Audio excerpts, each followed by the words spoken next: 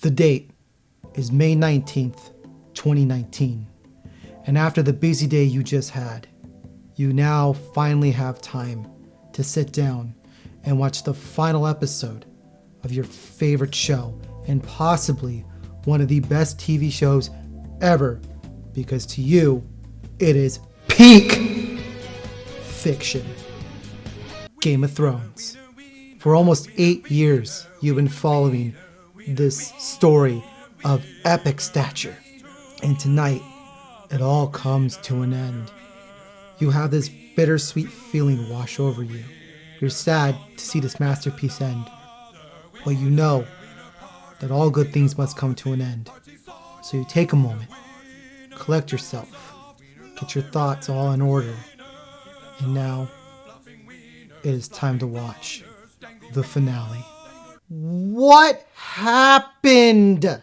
I have a simple question for you all. How much stock should you put into an ending of a TV show, movie, book, or any other form of media? If something has a bad ending, does that completely ruin the whole series for you? Or if the series is, so-so, just okay, or for lack of a better word, and everyone throws this around like fucking candy, mid, does a phenomenal ending bump the series up a few points?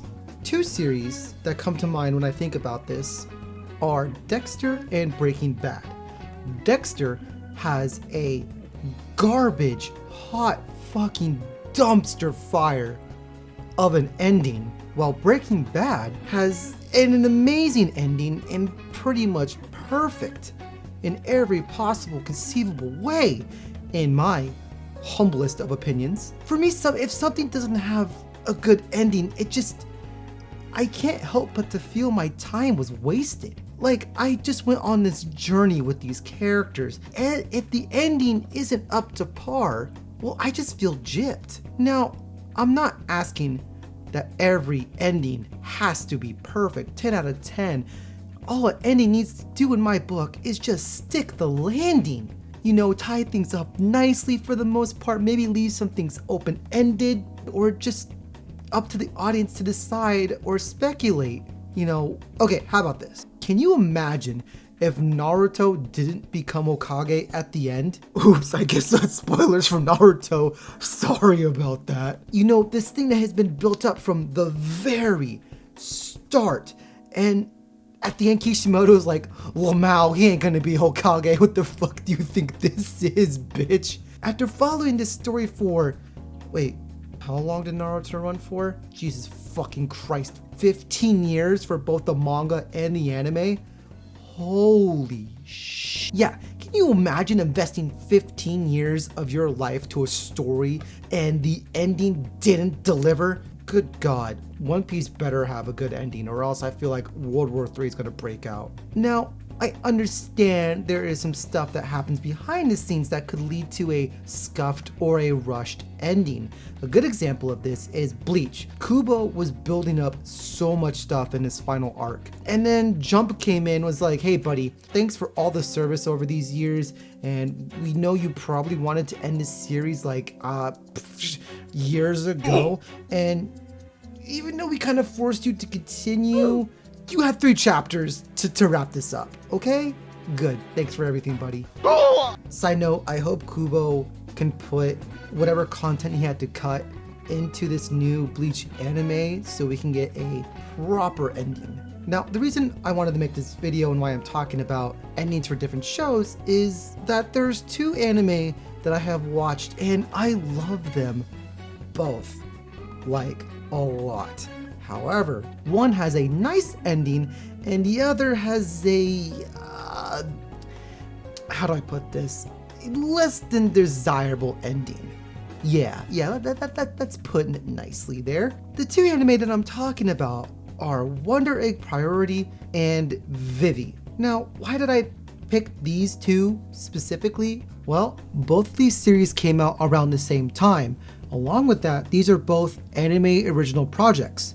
There is no other ending. This is it. And they're both made by fairly good studios. And like I said before, both were really, really good. And they both dealt with their endings differently. now that I got that bloated intro out of the way, I want to start talking about these two series, starting with Wonder Egg Priority follows 4 girls, Ai, Neru, Rika, and Momo, on their quest to bring back someone important to them that they lost due to suicide. In order to do this, they go into this other world while they sleep, and they have to break this egg.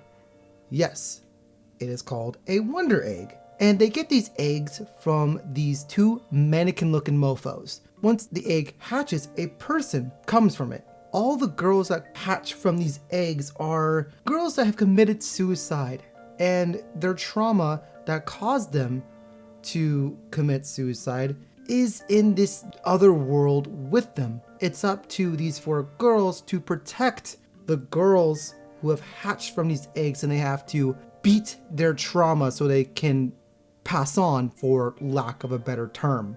Once they help enough girls, the person who they want to save will come back to life. For Ai, it's Koito, her only friend at school. Rika is trying to bring back a fan of hers when she was a junior idol. Neru is bringing back her sister, and Momo is bringing back her good friend who confessed her feelings to her, and Momo freaked out and ran away and has regretted that ever since. This is a very scuffed summary of Wonder Egg, and I'm purposely being general with this summary because this series gets really deep and heavy, which you can expect from a series that deals with this kind of subject matter.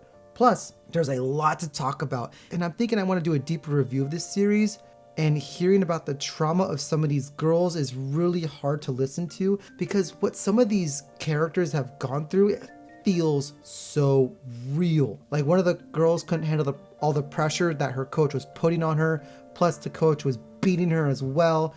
And another one of the girls got groped by some older guy, and when she finally did something about it, it turned out this guy was an executive at her dad's job, which caused her dad to get fired. And get this, instead of being on her side, her mom told her that she should have just let this happen, because if she was getting groped, it was a sign that she was cute. And just hearing about this makes my blood fucking boil, because okay, first off, fuck this mom, she's a piece of shit. If I had a daughter and some creep put their hands on her, you bet I would go fucking John Wick on their ass. So now the time comes where they have saved enough people and they could bring back the person that they want to. These really creepy things show up and traumatize them, and rightfully so, because look at these fucking things, they're creepy as shit. Come to find out that the 2 mannequins were hiding a huge secret, mainly that they created an AI that was way too advanced for them, and it ended up doing some crazy stuff. And I guess because of this AI, whose name is Frill, suicide with teenage girls has been a really big problem, and somehow she's able to affect their mental state or something like that.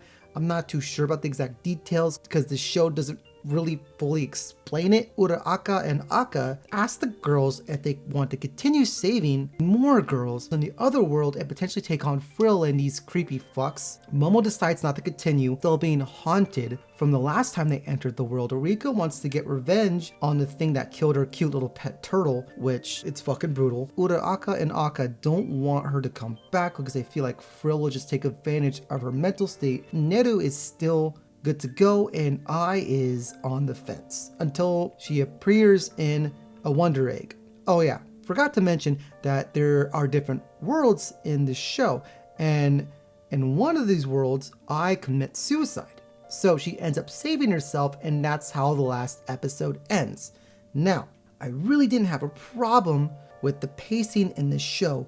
Yeah, it does seem fast at times, and that there is a recap episode, but the show did a good job of making these characters deep and engaging. With that said, this is such a weird way to end the series, right? It feels like there's still stuff that needs to be answered. They didn't fight Frill. The 3 people that came back, what are they doing? Did Neru succeed too?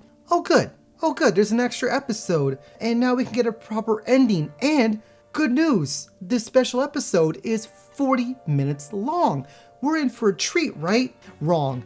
You're dead wrong. The first half of the episode is a recap of the whole goddamn series. This episode came out 5 months after the anime. We don't need a recap. So when the new stuff finally does start, it starts off fine. We find out the people that they worked so hard to bring back have no memories of Ai, Rika, or Momo, which is kind of a big oof and a slap in the face, but it makes sense. You can't really bring a dead person back without consequences.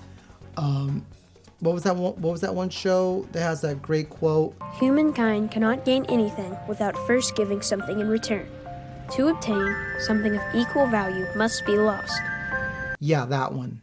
We also find out that Neru is kind of MIA right now, and the other big revelation is that Neru is an AI who was made in the splitting image of her younger sister, who Neru was trying to bring back. Frill somehow gets in contact with Neru and convinces her to stay with her and wants her to become a real human, or something like that, I guess. Some time passes and we find out that Ai is transferred schools and really isn't in contact with Rika or Momo anymore. And she had the chance to go look for Neru and she never took that opportunity. And after thinking about it, she decides that she's going to continue saving girls and to find Neru and bring her back. That's it. That's how the whole series ends. The first thing that really irritates me about this ending is that they split up the girls.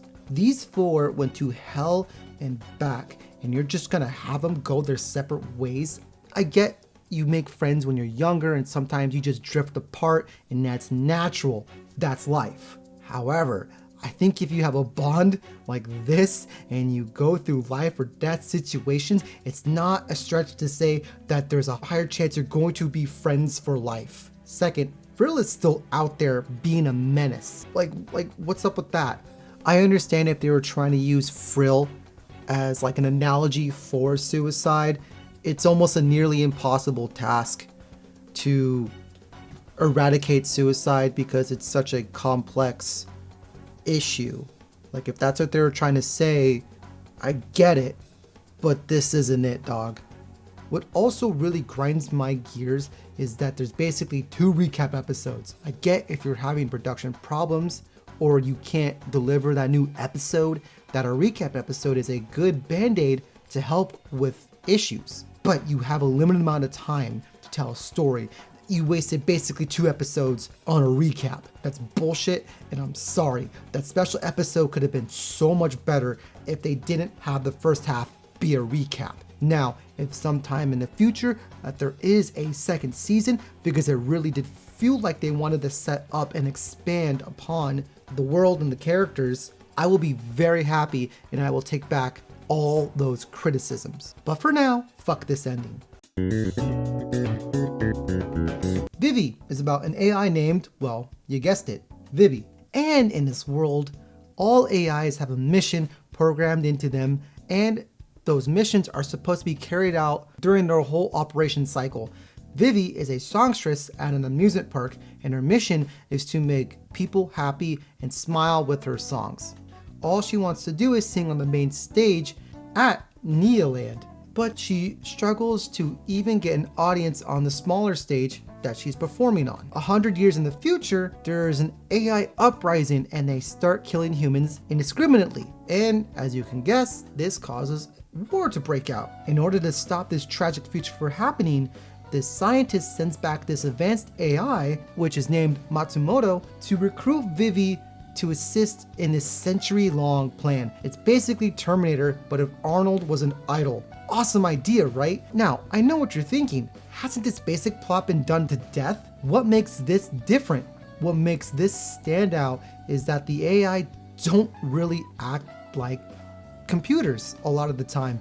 They act a lot like humans. There are parts in the show where I genuinely forgot that pretty much 95% of the cast are AI. There's a part where Vivy has a forced shutdown and loses her memory because someone she was trying to help shoots themselves right in front of her. And on top of that, her personality completely changes from this trauma as well. While she's on this 100-year quest, she is also trying to figure out what it means to sing with all your heart. And throughout the series, she asks questions to multiple people, and by the end, she comes to her own answer. In order to fully understand what it means to sing with all your heart, Vivy decides to write a song using all of what she has gone through in her mission to save the future. Now, this is the first time an AI has done anything of their free will. She does write a song, but unfortunately and very ironically, her song is the main reason for the AI uprising. All AI are connected to this database called the Archive. The reason the Archive wants to wipe out all humans is that its mission was to take all the data from AIs and use it to help the human race evolve. The Archive came to the conclusion that humans have become too dependent on AI, and because of that, they can no longer evolve. So, according to its calculations, to help out evolution, AIs would become the new race. You know, a little genocide never hurt anyone. So, in the end, Vivy takes back her song, and it is used to save humans instead of wiping them out. And the series ends with Vivy successfully carrying out her mission, and the world is now peaceful, and she is still a singer, I guess. The end. Both series have an engaging plot with some really interesting and colorful characters, and everything up to the conclusion is great. But like I stated before, it's the ending where we see one series know how to stick the landing, and the other, well, the other can just get a participation trophy.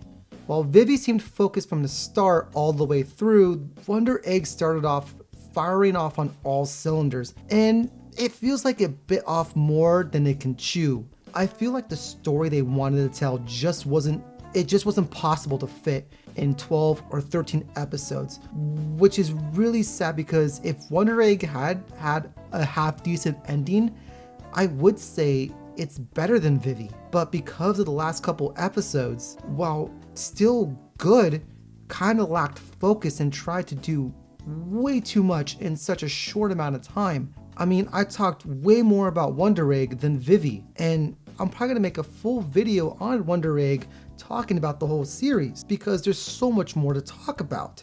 An ending of a show, book, movie, or any other form of media is like a dessert at the end of a 3-course meal. It's supposed to tie the whole meal together and leave you satisfied. And again, the dessert can be something as simple as a chocolate cake. It doesn't send shockwaves throughout the whole dessert world and have some kind of M. Night Shyamalan twist to make it good. Sure, it helps.